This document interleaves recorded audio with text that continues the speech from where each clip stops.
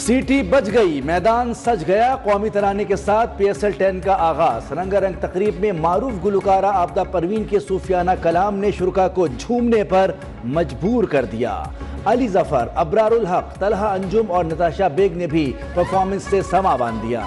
PSL 10 کے anthem کو بھی شائقین نے خوب سراہا۔ فلائنگ مین نے حاضری سے خوب داد وصول کی، آتش بازی کا بھی شاندار مظاہرہ۔ افتتاحی میچ میں لاہور قلندرز اور اسلام آباد یونائیٹڈ آمنے سامنے۔ پاکستان اور بیلاروس کے درمیان فوجی تعاون اور تجارت میں اضافہ سمیت کئی شعبوں میں معاہدے۔ پاکستان سے 1.5 لاکھ ہنر مندوں کو بیلاروس بھیجنے پر اتفاق۔ صدر بیلاروس اور وزیر اعظم شہباز شریف کی یون آزادی میں ملاقات۔ دو طرفہ تعلقات کے تمام پہلوؤں پر حالیہ مثبت پیش رفت پر اظہار اطمینان۔ مشترکہ پریس کانفرنس میں وزیر اعظم نے کہا کہ بیلاروس کی کمپنیوں کو پاکستان میں سرمایہ کاری کے مواقع اور سازگار ماحول سے فائدہ اٹھانا چاہیے۔ بیلاروس کے صدر بولے، شہباز شریف کے دورے سے دو طرفہ تعلقات کو نئی جہت ملے گی۔ اس سے پہلے وزیر اعظم شہباز شریف کا ایوان آزادی آمد پر پرتپاک استقبال، گارڈ آف آنر پیش کیا گیا۔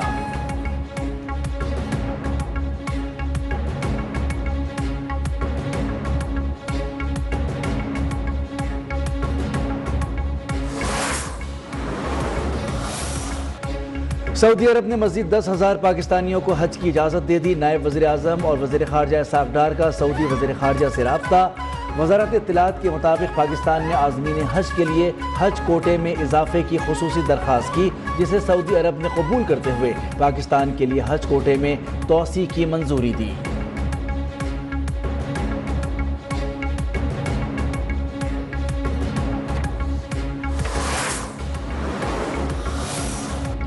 اسلام آباد ہائی کورٹ میں بینچز کی تبدیلی کا تنازع مزید شدید۔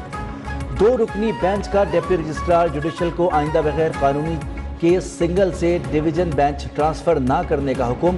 جسٹس محسن اختر کیانی اور جسٹس سردار اعجاز اسحاق کا 12 صفحات کا فیصلہ۔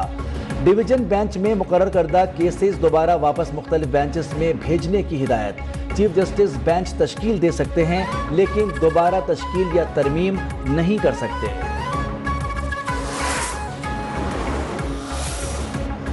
چیف جسٹس آف پاکستان یحییٰ آفریدی کی زیر صدارت جوڈیشل کمیشن کا اہم اجلاس۔ جسٹس علی باقر نجفی کو سپریم کورٹ کا جج بنانے کی منظوری۔ 4 ریٹائرڈ ججز کو بطور رکن جوڈیشل کمیشن تعینات کرنے کا بھی متفقہ طور پر منظوری۔ جسٹس ریٹائرڈ مقبول Baqir, justice retired Nazir Lango, justice retired شوکت صدیقی اور جسٹس ریٹائرڈ شاکر اللہ جان شامل۔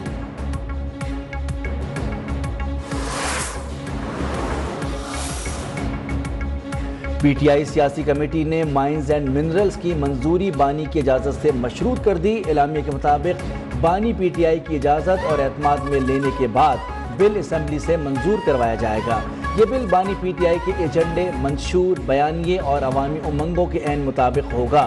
اس بل پر کسی قسم کی جلد بازی نہ کی گئی تھی اور نہ ہی کی جا رہی ہے اور نہ کی جائے گی۔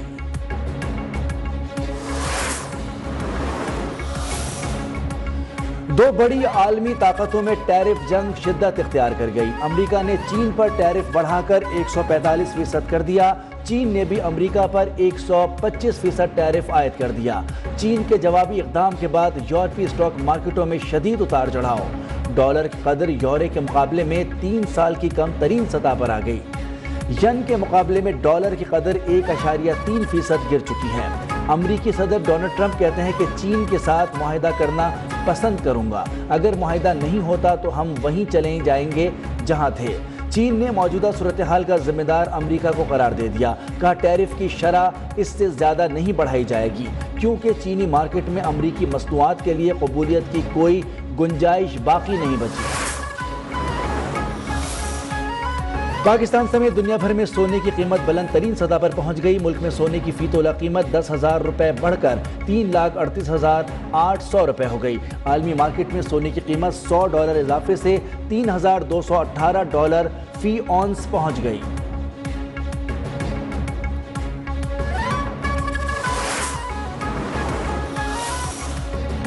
راولپنڈی کور میں فوجی افسران اور جوانوں میں تمغے دینے کی تقریب۔ Corps commander Rawalpindi lieutenant general Shahid Imtiaz تقریب کے مہمان خصوصی تھے۔ ISPR کے مطابق فوجی افسران اور جوانوں کو تمغہ امتیاز ملٹری، ستارہ امتیاز ملٹری اور تمغہ بصالت سے نوازا گیا۔ فوجی افسران اور جوانوں کو قوم کے لیے شاندار خدمات پر تمغے دیے گئے۔ بعد از مرگ تمغے شہید ہونے والوں کے لواحقین نے وصول کیے۔ عرفان صدیقی نے بغض پیپلز پارٹی میں جو گفتگو کی وہ قابل مذمت ہے۔ سینئر وزیر سندھ شرجیل میمن کا کہنا ہے کہ عرفان صدیقی لا علم اور بے علم ہیں تو انہیں آئین پڑھنا چاہیے۔ پیپلز پارٹی نے جلال پور اور تھل کینالز کی بھی مخالفت کی تھی۔ نون لیگ کی قیادت سے درخواست ہے کہ اپنے رہنماؤں کو سمجھائیں۔ خیرپور میں صحافی کا قتل افسوسناک ہے۔ صحافی کے قتل کے تمام ملزمان کو گرفتار کر لیا گیا ہے۔ قومی اسمبلی کا اجلاس کورم پورا نہ ہونے کے باعث پیر تک ملتوی۔ اسپیکر ایاز صادق برہم بولے آپ لوگ ایوان کو چلنے ہی نہیں دینا چاہتے۔ کل بھی کورم کی نشاندہی کی گئی۔ کل بھی وقفہ سوالات میں اپوزیشن کے اہم سوالات شامل تھے، آج بھی ہیں۔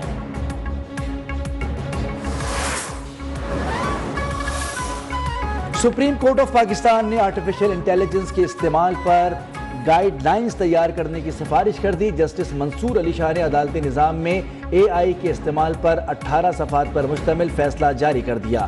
عدالتی فیصلے کے مطابق چیٹ GDP اور ڈیپ سیک عدالتی استحکار بڑھا سکتے ہیں۔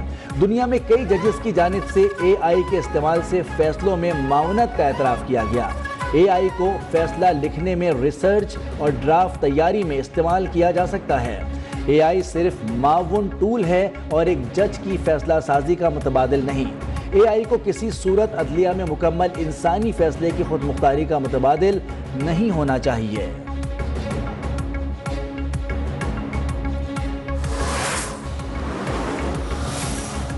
امریکی عدالت میں انوکھا واقعہ۔ مدعی نے اپنی جگہ مصنوعی ذہانت سے تیار کردہ اوتار پیش کر دیا۔ نیو یارک کی عدالت میں ججز نے اوتار کو جعلی قرار دے کر مسترد کر دیا۔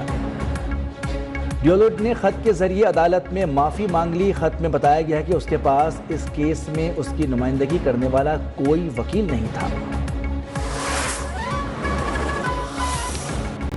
ملک بھر میں آج یوم مظلوم و محصورین فلسطین۔ قومی فلسطین کانفرنس کی اپیل پر مختلف شہروں میں شٹر ڈاؤن۔ مولانا فضل الرحمان نے کہا کہ عالم اسلام فلسطینی بھائیوں کے شانہ بشانہ کھڑا ہے۔ مفتی تقی عثمانی بولے اہل فلسطین کی مدد امت مسلمہ پر فرض ہے۔ مفتی منیب الرحمان کا سلامتی کونسل کا اجلاس فوری بلانے اور اقوام عالم سے اسرائیل سے سفارتی تعلقات ختم کرنے کا مطالبہ۔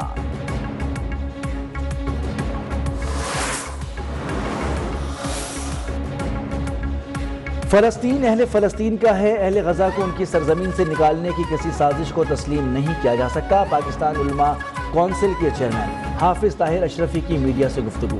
کہا کہ آزاد فلسطینی ریاست کے قیام کے لیے عملی اقدامات اٹھائے جائیں۔ ہمیں اسرائیلی مصنوعات کا بائیکاٹ کرنا چاہیے۔ نیتنیاہو سن لو، ایک ایک بچے کے خون کا حساب لیں گے۔ امیر جماعت اسلامی حافظ نعیم الرحمان کا لاہور مال روڈ پر غزہ مارچ سے خطاب۔ 14 اپریل کو کراچی میں بھی غزہ مارچ کا اعلان۔ تاجروں سے مشاورت کے بعد ملک گیر ہڑتال کا بھی اندیال۔ کہا کہ مسجد اقصی ہمارا عقیدہ اور روح ہے، ہم کسی بھی اسرائیل کو تسلیم نہیں کریں گے۔ وزیر اعلیٰ سندھ مراد علی شاہ نے کورنگی کاز وے کے زیر تعمیر پل سے منسلک سڑکوں اور راؤنڈ اباؤٹ کی تعمیر کے لیے 1 ارب روپے کی منظوری دے دی۔ اجلاس سے خطاب میں کہا کہ 3000 کورنگی انٹرسیکشن بھی بنایا جا رہا ہے۔ کورنگی کاز وے کی طرف ایک انڈر پاس بھی بنے گا جو EBM اور کورنگی کی طرف جائے گا۔ راؤنڈ اباؤٹ بنا کر روڈ کی تعمیر ایسی ہوگی تاکہ مختلف ڈائریکشن سے ٹریفک چل سکے۔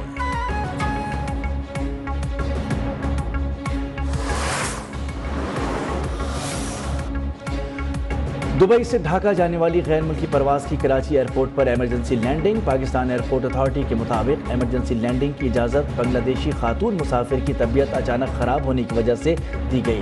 طبی معائنے کے لیے خاتون قریبی اسپتال منتقل۔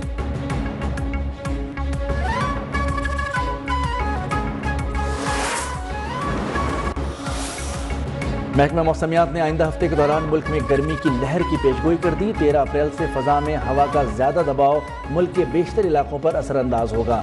سندھ، جنوبی پنجاب، بلوچستان میں 13 سے 18 اپریل کے دوران درجہ حرارت معمول سے 6 سے 8 ڈگری سینٹی گریڈ زیادہ رہنے کا امکان۔ راتیں بھی گرم ہوں گی۔ گرمی کی لہر کے باعث آندھی جھکڑ چلنے کی توقع۔ کراچی سمیت سندھ بھر میں معمول سے زیادہ بارشوں کی پیشگوئی۔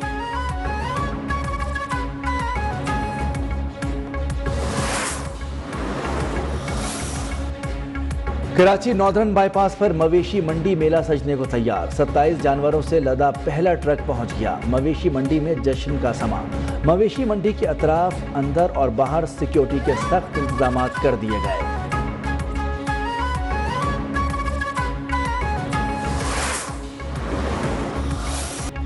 اور مایا ناز اور ورلڈ سٹائل گلوکار احمد رشدی کی 42ویں برسی آواز کے جادوگر نے جنوبی ایشیا میں پاپ سنگنگ کو متعارف کروایا۔ بعد از وفات انہیں ستارہ امتیاز سے بھی نوازا گیا۔